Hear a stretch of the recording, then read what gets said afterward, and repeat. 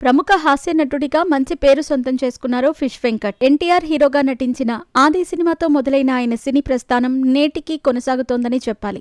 ముఖ్యంగా పవన్ కళ్యాణ్ గబ్బర్ సింగ్ సినిమాలో ఆయన నటన అమోఘమని చెప్పవచ్చు.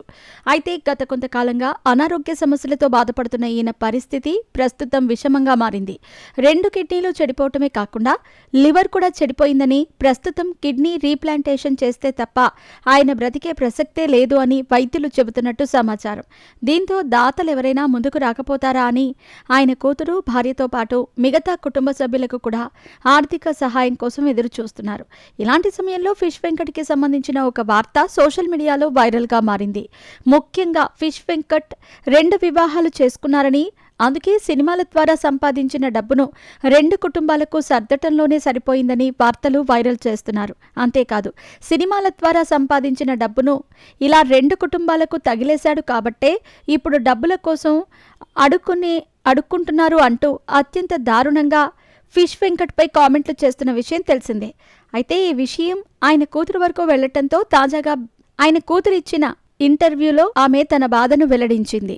ఫిష్ వెంకట్ కూతురు మాట్లాడుతూ, ఒకవైపు మా నాన్న ఆరోగ్యం గురించి మేము తపన పడుతుంటే, ఇంకొక వైపు సోషల్ మీడియాలో వస్తున్న వార్తలు మమ్మల్ని మానసికంగా మరింత దిగ్భ్రాంతికి గురిచేస్తున్నాయి అంటూ ఆమె తెలిపారు. మా నాన్న 2 పెళ్లిళ్లు చేసుకున్నారంటూ వార్తలు వైరల్ చేస్తున్నారు. అసలు మా నాన్న 2 వివాహాలు చేసుకున్నారు అనటానికి ప్రూఫ్ ఎక్కడుంది? ఇంకో పెళ్లి చేసుకుంటే ఆమె కూడా ఉండాలి కదా, మరి ఆమె ఎక్కడా? 2 పెళ్లిళ్లు చేసుకున్నారు అనే వార్తల్లో నిజం లేదు. కనీసం ఇప్పటికైనా మా కష్టాన్ని అర్థం చేసుకుని ఇలాంటి రూమర్స్ సృష్టించకండి అంటూ ఆయన కూతురు వేడుకున్నారు.